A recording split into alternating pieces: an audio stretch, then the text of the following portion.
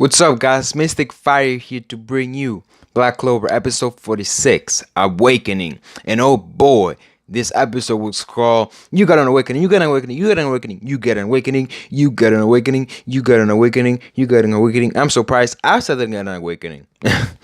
Anyways, so yeah, this episode started from where he left off last week. We watched Noelle and Kanoho coming in to the rescue of Asta and Kyato.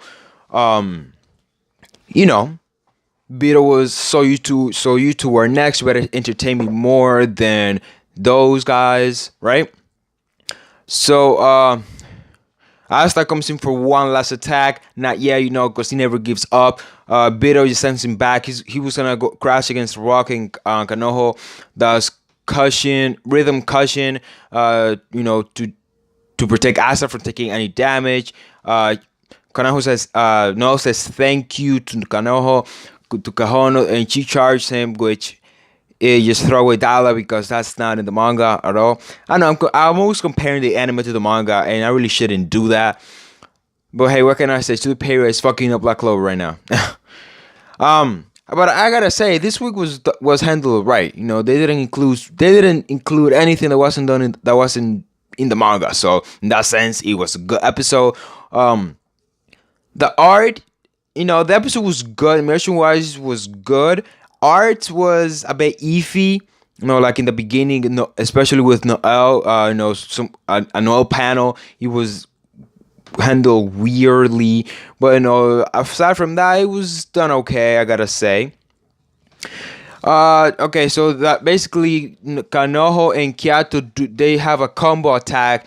A combo spell too, which is Siga Slash. It basically just makes basically Kyato able to unleash slash magic attacks, which he managed to cut Vito on the right here, not the shoulder. The shoulder basically right here. So yeah, he manages to cut Vito, and then they start talking about their dreams. We get to see a small flashback as to how they came up with that combo attack and everything. Erases Kanoho's magical attack as well as Kyato's magical attack as well. So they were doing okay. They were doing good. We got to see more of them. Basically, we got to learn a bit more of them and whatnot. And so Vito is just there, he's blocking all the hits, like he doesn't care. He's blocking all the hits, and then he comes in. And cuts Kyato's leg. Like Kyato's dream is done. Like he can dance no more. He can become an idol dancer on the surface. That's done. Then he goes for Kanoho, crushes the throat right here. Just like that, crushes the throat. She coughs out blood and everything. She can't sing either. Now Kyato's better. Kyato's dream is not really done because he still can dance. He can get a prosthetic leg or something like that, and he still can dance here and there. Not as good as he dance. Not as good as he dance, but he can still dance. Now when it comes to Kanoho is different because her throat was crushed. So in that sense, Kanoho is that one that really is in despair. But even that, Kanoho doesn't have any despair. So Vito says that he's gonna rip her from limb. And then comes Noelle. Noelle says stop, and Vito says Sweetenworld can stop me. He doesn't do anything. He start attacking. Noelle was afraid to attack because she thought she was gonna hit Kanoho. She doesn't control her attack magic yet. Then Kanoho starts talking to Noelle. Now, there's a bit of dialogue in the manga that they did not include in the manga. They do not include in the anime from the manga, and that was when Kanoho was speaking to Noelle. Because Kanoho is basically a singing magic basically. So that means I don't know if she's telepathic. Telepathic, yes, that's the word, telepathic. But she was talking to Noelle. She was speaking to Noelle. That's not like from what Kanoho said before. She was actually speaking to Noelle, and that in that instant, giving her confidence for her to attack. So, so when it comes to that, Noelle unleashes her strongest attack yet, Sea Dragon's Roar. And oh my god, I gotta say, the anime was okay. But Noelle unlocks that spell and all her mana swells. All her mana swells and the whole water temple is shaking. Is shaking. Right. Shaking. Vito asks her a question. Girl, little Royal says, so what if I am? That doesn't have to do with this. And she says, I'm no Silva of the Black Bulls, and Vito recognizes the Silva name. He says that most corrupt clan. So that's interesting there that he says that they're the most corrupt clan. So that's not to do anything with them being massacred in the flashback or whatnot. So, there's some huge story regarding the Idleman son and the royal families. Well, basically the elves and the royal family. I gotta say, I mean, yeah. I think that's how it is. So Noelle unleashes the sea dragon's roar, and Vito manages to stop it for a few seconds.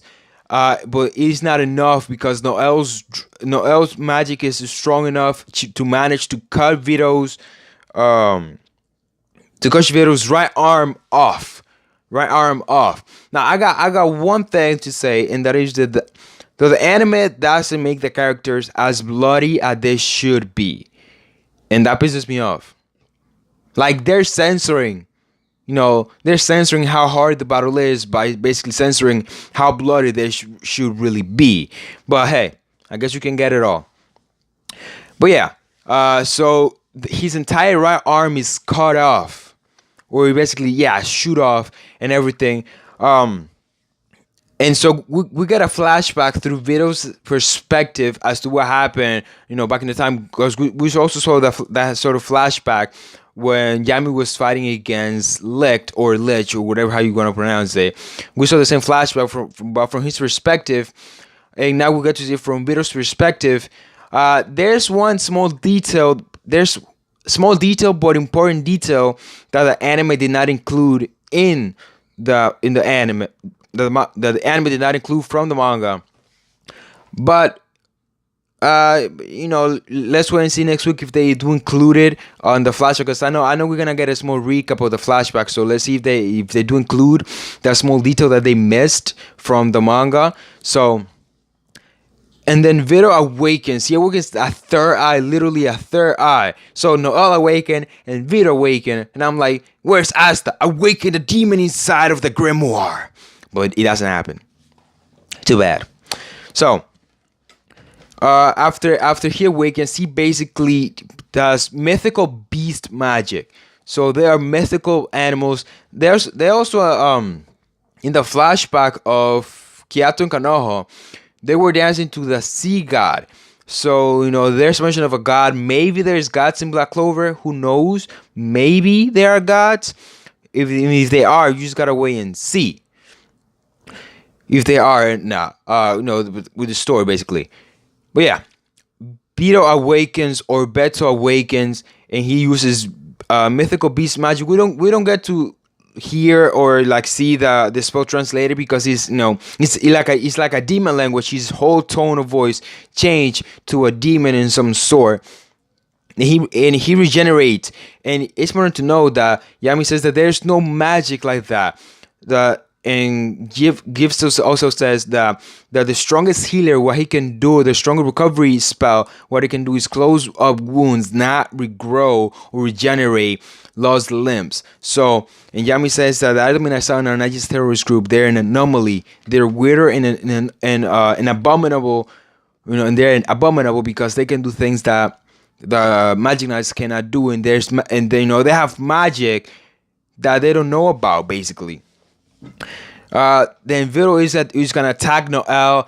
Noelle says, "I won't run," and she's tried to do another sea dragon's roar, which she lost all her mana.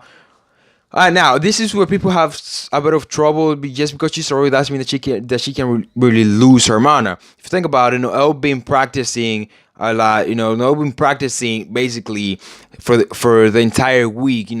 Trying to master the spell to take into the underwater temple, right?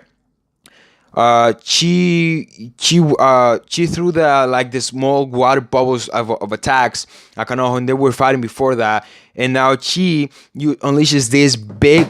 My bad about that. I thought I fixed it. That small big consumption spell of of Sea Dragon's Roar. So of course you run out of mana. Just because she's royal doesn't mean that she doesn't run out of mana.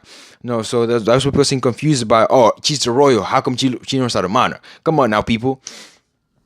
And yeah, Vito attacks Noelle. She doesn't have any mana left to do another attack or protect herself. And everybody's surprised. Everybody, Yami. Well, we don't really get to see what happens after. We get to see what happened after the attack, and we see Asta there standing there. He protected Noelle with his sword, broken arm and everything, and he had the sword and everything. And that's where the episode ended. He said, "We're not done yet, damn it." And that's where the episode ended. I thought Asta was gonna get an awakening, but it did not happen. Episode was good overall. Just minor things here and there, but episode was good overall. OSTs, they were good, not memorable, but good. The only memorable OST there is basically the only one that they use when something's gonna happen. That's the only OST. But anyways, that's all I have to say about this week's episode. I don't think I missed anything because this episode was all about Vetto, Noelle, Kyato, Kanoho, and yeah, it was basically all about Noelle and Kanoho and Kyato, and Asta at the end, and that was really it. That was the whole episode based on. There's also another change of dialogue when it comes to Vetto. Vetto called Noelle loser, but it was not loser. It was dog. Stay there, dog. That's what he said. But they changed it to loser. I don't know why. But anyways, I have to say thank you so much for checking my content.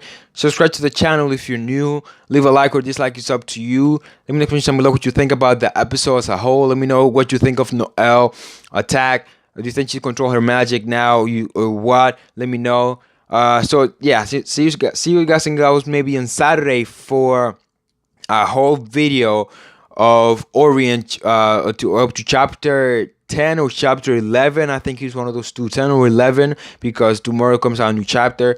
So yeah, that's all to say. Thank you for my content. See you guys and girls later. You're gonna awaken, and you get an awakening. Yeah, peace.